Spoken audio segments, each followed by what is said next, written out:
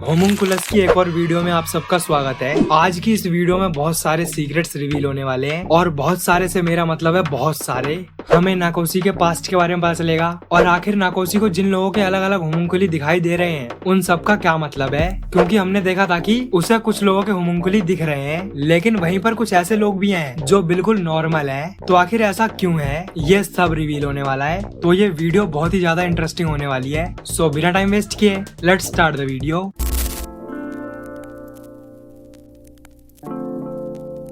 अभी तक हमने देखा कि नाकोसी के अंदर दो लोगों के होमुंकुली ट्रांसफर हो चुके हैं, जिससे उसका लेफ्ट आर्म रोबोटिक हो चुका है और लेफ्ट लेग सैंड का। तो नाकोसी पहले बैंक ऑफ मैनहट्टन में काम करता था। ये एक इंश्योरेंस कंपनी है जहां नाकोसी एक एक्चुअरी था, यानी कि वो प्रोफेशनल्स जो लोग हर चीज को कैलकुलेट करते हैं कि किसी इंडिविजुअल या फिर किसी कंपनी को इंश्योरेंस देना है या नहीं। मतलब कि वो लोग सारे रिस्क कैलकुलेट करते हैं एंड फिर डिसाइड करते हैं कि इंश्योरेंस प्रोवाइड करना है या नहीं, या फिर अगर देना है तो कितना अमाउंट देना है। बट इस चीज को नाकोसी एक अलग ही पर्सपेक्टिव से देखता है। वो बोलता है कि ये जॉब ऐसी है जिसमें तुम लोगों की लाइफ पर प्राइस लगाते हो, और अगर टेक्निकली भी देखा जाए तो उसकी ये बात गलत नहीं है। इंश्योरेंस कंपनी एक्चुअली यही करती है। एनीवेज, तो नाकोसी उन होमलेस लोगों के साथ वहीं पार्क में बैठा होता है एंड अचानक से उसे ध्यान आता है कि जब वो उस बैंक में काम करता था तब इसी पार्क की बेंच पे रोज एक आदमी बैठता था। वो हमेशा एक बुक पढ़ता रहता था, लेकिन जब से वो इस पार्क में आया है तब से वो कहीं दिखाई नहीं दे रहा है। तो यही सब नाकोसी कैन से पूछता है एंड वो बताता है कि हाँ, वो यहीं बैठता था, उसका टेंट भी यहीं कहीं आसपास में ही है। तो ऐसे ही आउट ऑफ क्यूरियोसिटी नाकोसी पूछते पाछते उसके टेंट के पास पहुंच जाता है, जहाँ उसे पता चलता है कि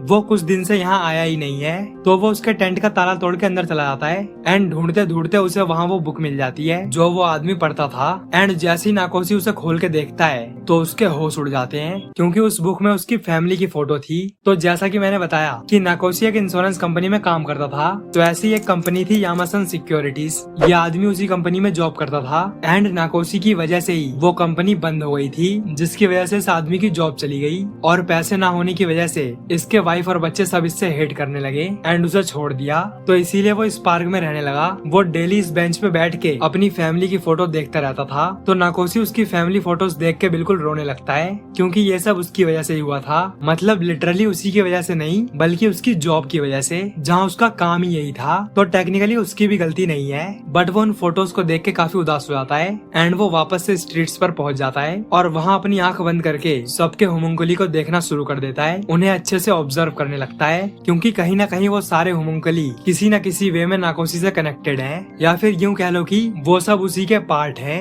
एंड तभी जब वो उनके साथ इंटरेक्ट करता है तो वो उसी में ट्रांसफर हो जाते हैं। यहाँ नाकोसी उन सबके होमुंकुली को अच्छे से समझता है कि वो किस तरह से उससे कनेक्टेड है। जहाँ कुछ तो उसे बहुत ही इजीली समझ आते हैं एंड वहीं कुछ को समझना बहुत हार्ड है। लेकिन तभी उसे ईतो का कॉल आता है, वो उसे मिलने के लिए बुलाता है। तो नाकोसी वहाँ पहुँच जाता है। ईतो उसके बाकी के 4 लाख येन दे देता है। तो नाकोसी बोलता है कि अभी तो सिर्फ 7 ही दिन हुए हैं, तुमने कहा था कि ये एक्सपेरिमेंट 10 दिन का है, तो ये पैसे अभी क्यों दे रहे हो? तो ईतो बोलता है हाँ, बट अब मैं इस एक्सपेरिमेंट को बंद कर रहा हूँ। तो नाकोसी गुस्से से बोलता है कि अभी सब कुछ आधा अधूरा ही पड़ा हुआ है और तुम एक्सपेरिमेंट बंद कर रहे हो। फिर ईतो बोलता है तुम्हें पैसों से मतलब है ना, मैंने तुम्हारे 7 लाख येन पूरे दे दिए हैं, तो बस अब हम इसे बंद कर रहे हैं। आगे नाकोसी बोलता है तो तुम फिर से भाग रहे हो, जैसा तुमने उस लड़की के साथ किया था। यहाँ यूकारी की बात हो रही है। आगे वो पूछता है कि मैं जो होमुंकुली देख रहा हूँ आखिर वो एग्जैक्टली क्या है? तो ईतो बोलता है ये सब बस एक इल्यूजन है, इन सब में से कुछ भी रियल नहीं है। मैंने तुम्हारे साथ एक एक्सपेरिमेंट किया जिसे कहा जाता है प्लेसबो इफेक्ट। इससे किसी भी इंसान को कुछ भी बिलीव कराया जा सकता है, जैसे कि वो मॉन्स्टर्स देख रहा है, उसके सर में छेद है, वो एक हॉर्स है, एनीथिंग। तो नाकोसी बोलता है अगर ऐसा ही है तो इसका मतलब ये है कि तुम्हें मेरे सर में होल करने की जरूरत ही नहीं थी, तुम्हें सिर्फ मुझे यकीन दिलाना था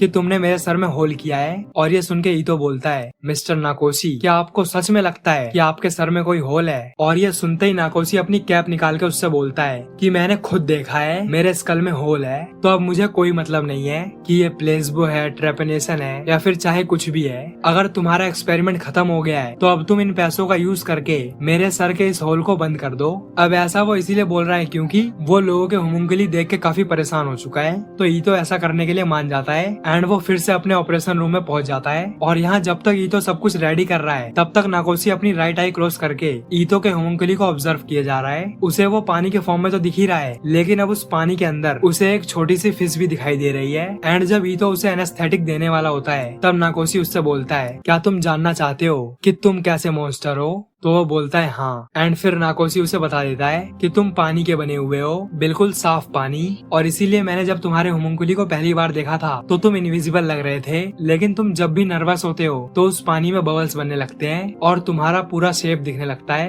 एंड कभी कभी तो वो पानी बाहर भी गिरने लगता है। लेकिन यहाँ ईतो को ये सारी बातें मजाक लगती है एंड वो वापस से सर्जरी कंटिन्यू करने लगता है। और तभी नाकोशी को उसका पूरा शेप दिखने लगता है। ईतो का वाटर फॉर्म उसके फादर का शेप ले चुका है एंड उसकी बॉडी से सारा पानी लीक होने लगता है और वो कांपने लगता है। तो नाकोशी बोलता है, तुम इस हालत में सर्जरी कैसे करोगे? एंड ईतो ये देख के बिल्कुल चौंक जाता है कि अचानक से उसके हाथ कांपने क्यों लगे। एंड तभी अचानक से नाकोशी उसका हाथ पकड़ लेता है। वो बोलता है, तुम मेरे से बच नहीं सकते हो और ना ही मैं तुमसे बच सकता हूँ। हम दोनों एक ही बैगेज कैरी करते हैं। ये जो मेरे सर में होल है यही हम दोनों को कनेक्ट करता है। और ये सब सुनने के बाद ईतो को कुछ समझ नहीं आता है और क्योंकि अब उसके हाथ भी कांपने लगे हैं तो अब ये सर्जरी करना इम्पॉसिबल है। तो वो कुछ टाइम के लिए इस सर्जरी को टाल देते हैं और फिर नाकोशी उससे बोलता है कि मेरी सीधी आंख को सिल दो। जो सुन के ईतो बिल्कुल चौंक जाता है। वो बोलता है, मेरे हाथ कांप रहे हैं तो मैं ये भी नहीं कर पाऊंगा। लेकिन वो जैसे ही अपने हाथ देखता है तो अब वो बिल्कुल स्टेबल हो चुके हैं। एंड फिर क्या, वो उसकी सीधी आंख को सिल देता है। ईतो उससे पूछता है, मिस्टर नाकोशी, आखिर आप ऐसा करके क्या साबित करना चाहते हो? मुझे लगा था कि आपको होमुंकुली देखना पसंद नहीं है। एनीवेज, आखिर तुम इन दोनों से कैसे इन्वॉल्व हुए जो तुम्हें उनका होमुंकुली ट्रांसफर हो गया? तो नाकोशी उसे बताता है कि मेरे कहने पर उस याकुजा ने अपनी फिंगर काट ली थी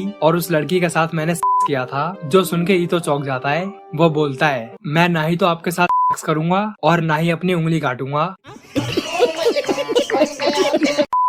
इसके बाद ईतो उसे अपने होमुंकुली का स्केच बनाने के लिए बोलता है कि वो कैसा दिख रहा है। तो नाकोशी उसका स्केच ड्रॉ करता है जहां वो अपने फादर के शेप में पानी से भरा हुआ है, यानी कि उसे उसके फादर ने कैद कर रखा है। तो ये देख के ईतो बोलता है, हाँ मेरे फादर थोड़े स्ट्रिक्ट तो हैं। और वो ये सब बोल ही रहा होता है, लेकिन तभी नाकोशी नोटिस करता है कि उसके वाटर फॉर्म के अंदर जो फिश थी वो कहीं गायब हो गई है। तो वो ईतो से बोलता है कि तुम्हारा होमुंकुलस सिर्फ तुम्हारे डैड के शेप में वाटर नहीं है, ये तो बस एक फ्रंट गेट की तरह है। तुम मुझसे कुछ और भी छुपा रहे हो। और वो उस फिश को ढूंढने लगता है। तभी वो देखता है कि वो फिश गायब नहीं हुई थी, बल्कि वो बहुत ज्यादा छोटी हो गई थी, जिससे वो नाकोशी को दिख ही नहीं रही थी। एंड तभी ईतो का फोन बजने लगता है। तो नाकोशी तुरंत उसके फोन को उठा लेता है। एंड वो जैसे ही हेलो बोलता है तो कॉल पे कोई लड़की थी। वो तुरंत कॉल काट देती है। तो नाकोशी ईतो से पूछने लगता है कि ये लड़की कौन थी, तुम मेरे से क्या छुपा रहे हो? एंड वो उसके फोन को देखता है तो वो काफी क्यूट सा फोन था, जैसे कि लड़कियां रखती हैं। एंड इसके बाद नाकोशी ईतो को अच्छे से ऑब्जर्व करने लगता है कि वो लड़कियों की तरह ही एसेसरीज पहनता है, जैसे कि अंगूठी, बाली एंड और भी कई सारी।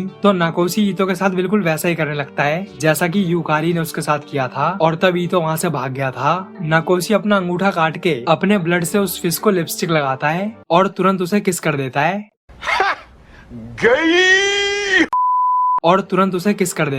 जिसकी वजह से उस फिश का चेहरा किसी इंसान की तरह हो जाता है और उसके पैर आ जाते हैं। लेकिन तब भी नाकोशी को कुछ समझ नहीं आता है कि आखिर ईतो और उसमें क्या कनेक्शन है। वो फिर से उससे पूछता है कि आखिर ट्रेपनेशन के लिए तुमने मुझे ही क्यों चुना? तो ईतो उसके सवाल से परेशान होकर बोलता है, चलो तुम मुझे बताओ कि आखिर तुम क्यों उस गाड़ी में रह रहे थे? तुम्हारे जैसा इंसान जिसके पास स्पोर्ट्स थी, एक बैंक में अच्छी जॉब थी, तो फिर भी तुमने रिजाइन क्यों किया? और इन सबसे भी बढ़कर तुमने प्लास्टिक सर्जरी कब करवाई? एंड ये सुनते ही नाकोशी बिल्कुल चौंक जाता है कि तुम्हें मेरे बारे में ये सब भी पता था। एंड यही हमें रिवील होता है कि नाकोशी ने अपने पूरे चेहरे पर प्लास्टिक सर्जरी करवा रखी है, eyes, nose, ear, chin, on every body part. फिर ही तो उससे बोलता है कि आखिर तुम्हारा चेहरा कितना खराब था कि तुम्हें ये सब करवाना पड़ा। तुम बस एक झूठे हो, तुमने खुद से झूठ बोला, तुम्हारा चेहरा फेक है, वुमन, मनी सब कुछ झूठ है। आगे वो उससे पूछता है कि आखिर तुम कितनी एज के थे जब तुमने अपनी वर्जिनिटी लूज की थी? तो नाकोशी बोलता है मैं तब 19 का था। एंड ईतो समझ जाता है कि इसके प्लास्टिक सर्जरी करवाने के बाद ही इसे किसी लड़की ने भाव दिया। और ये सब सुनते हुए नाकोशी का पसीना छूटने लगते हैं, लेकिन ईतो फिर भी नहीं रुकता है। वो उसके चेहरे के बारे में बोलता रहता है कि तुम्हारा चेहरा कितना अगली था कि तुम्हें ये सब करवाना पड़ा, तुम्हारी पूरी लाइफ फेक है। एंड ऐसी बात करते करते नाकोशी अपने ही जोन में चला जाता है। वो इमेजिन करने लगता है कि वो अपने ही पुराने सेल्फ से बात कर रहा है और उसकी एक कन्वर्सेशन इतनी आगे बढ़ जाती है कि वो एक ब्लेड उठा के तुरंत अपनी सिली हुई आंख खोल देता है ताकि उसे ये सब ना देखना पड़े। एंड अब वो होमुंकुलस वर्ल्ड से बाहर आ जाता है। ईतो उससे बोलता है मिस्टर नाकोशी आपने ये क्या किया, इससे आपकी आंख भी फूट सकती थी। बट नाकोशी उठ के सीधे ईतो को गले लगा लेता है। वो उसके कान में बोलता है तुम भी होमुंकुलस देख सकते हो ना, जो सुन के आपकी और मेरी तरह ही ईतो भी चौंक जाता है। तो नाकोशी बोलता है जब अभी हम बात कर रहे थे तो तुमने मुझे एक डीप फ्राइड श्रिम्प के रूप में देखा था, तो वही मेरा होमुंकुली है। जिस पे ईतो बोलता है नहीं वो कुछ भी नहीं था, वो तो बस एक इम्प्रेशन था जो मुझे आपको देखने पर लग रहा था। तो नाकोशी बोलता है हाँ वही होमुंकुलस है, लेकिन इसमें डिफरेंस ये है कि तुम उसे फिजिकली देख पा रहे हो या नहीं, वो इमेज ही होमुंकुलस है। तुम और मैं एक दूसरे से कनेक्टेड है, मानो कि हम दोनों मिरर्स हैं जो एक दूसरे के आमने सामने है। हमारी प्रॉब्लम सेम है। अब यहाँ मैं एक चीज क्लियर कर दूं कि ईतो एग्जैक्टली नाकोशी की तरह होमुंकुली नहीं देख सकता है। तो बेसिकली होमुंकुली होता है लोगों के अंदर छुपा हुआ डिस्टॉर्शन, उनकी हिडन साइड। तो ऐसे ही जैसे हम किसी पर्सन को देख के अपने मन में एक इम्प्रेशन बना लेते हैं कि शायद ये ऐसा होगा, तो यहाँ ईतो ने भी नाकोशी को देख के वही इमेजिन किया जिसे नाकोशी होमुंकुली का नाम दे रहा है। तो नाकोशी यही सब उससे बोल रहा होता है, लेकिन तभी ईतो के फादर का फोन आता है। वो उसे मिलने के लिए बुलाते हैं। एंड फिर क्या, ईतो नाकोशी की कार में जाने लगता है। वो अपना पूरा लुक चेंज करने लगता है। वो अपनी सारी एसेसरीज निकाल देता है, एक विग पहन लेता है, मतलब कि वो अपने आप को कम्प्लीटली चेंज कर लेता है। अब ऐसा इसीलिए क्योंकि उसके फादर काफी स्ट्रिक्ट हैं, उन्हें शायद से ये सब पसंद ना हो। तो अब वो कुछ ऐसा दिखने लगा है। वो अपने फादर से जाके मिलता है। अभी उसके फादर हॉस्पिटल में एडमिट है, उनकी तबीयत काफी खराब है। ईतो बोलता है डैड मुझे जल्दी जाना है, आपने मुझे क्यों बुलाया है। तो वो बोलते हैं ये बुक्स तुम्हारे रूम से मिली है, क्या अब तुम प्लास्टिक सर्जरी के बारे में पढ़ रहे हो। अब वो ऐसा इसीलिए पूछ रहे हैं क्योंकि वो उसे अपने हॉस्पिटल में न्यूरो सर्जन बनाना चाहते हैं। तो वो बोलता है हाँ मैंने सोचा कि अब मुझे ह्यूमंस की पूरी बॉडी के बारे में पढ़ना चाहिए, जिसमें प्लास्टिक सर्जरी भी आती है, क्योंकि हमारे एक्सटीरियर आँख नाक कान ये सब भी ह्यूमन बॉडी के पार्ट हैं। और ये सुन के उसके फादर खुश नहीं है। वो चिल्ला के बोलते हैं कि मैं उस इंसान को कभी भी एक डॉक्टर नहीं बुला सकता हूँ जो किसी ऐसे इंसान पर स्केपल यूज करता है जो कि बीमार है ही नहीं। तो यानी कि उसके फादर प्लास्टिक सर्जरी के बिल्कुल खिलाफ हैं कि वो उस पर्सन को डॉक्टर ही नहीं मानते हैं जो प्लास्टिक सर्जरी करता है, क्योंकि डॉक्टर का काम है तुम्हारी जान बचाना, ना कि तुम्हें मॉडिफाई करना। और अंकल की इस बात से तो मैं भी एग्री करता हूँ। यहाँ ईतो बोलता है मुझे डॉक्टर से ज्यादा ह्यूमंस में इंटरेस्ट है। एंड इसके बाद उनकी थोड़ी और कन्वर्सेशन चलती है, जहाँ गेट पे से नाकोशी अभी भी ईतो को ही ऑब्जर्व कर रहा होता है। वो अभी भी उसके होमुंकुली को फिगर आउट करने में लगा हुआ है। इसके बाद वो वहाँ से निकल जाते हैं। नाकोशी ईतो को उसके घर पे छोड़ के अपने अड्डे पे पहुंच जाता है। एंड वो अभी भी ईतो के होमुंकुली के बारे में ही सोच रहा है कि आखिर वो मुझसे कनेक्टेड कैसे है। वो बोलता है प्लास्टिक सर्जरी कराने के बाद सभी लोग मुझे अलग नजरिए से देखने लगे, लेकिन फिर भी मुझे लगता है कि मैं जी ही नहीं रहा हूँ, मुझे कुछ भी फील नहीं होता है। और काफी सोचने के बाद नाकोशी फिगर आउट कर लेता है। वो बोलता है जैसे मैंने अपनी बॉडी को चेंज करा के खुद से झूठ बोला, तो ऐसे ही वो भी अपनी बॉडी को ना चेंज करा के झूठ बोल रहा है। वो भी मेरी तरह कुछ भी फील नहीं कर सकता है, क्योंकि उसने अपनी बॉडी चेंज नहीं कराई है। वो अभी भी अपने रियल सेल्फ से अवेयर नहीं है। एंड फिर वो ईतो को कॉल करके उसे एक होटल में मिलने के लिए बुलाता है। तो अब नाकोशी फिगर आउट कर चुका है कि आखिर ईतो उससे क्या छुपा रहा है, उसका रियल सेल्फ क्या है, जो कि हम नेक्स्ट पार्ट में जानेंगे। No, no, no, no, no, no, no. Wait. तो इस वीडियो को यहीं पे रैप अप करते हैं। अगर आपको ये वीडियो अच्छी लगी हो तो वीडियो को लाइक जरूर करें। एंड अगर आपको ऐसी और भी इंटरेस्टिंग मांगास पर वीडियोस देखनी है तो आप मेरी इन वीडियोस को जरूर चेकआउट करें। So thanks for watching this video. मिलते हैं नेक्स्ट वीडियो में।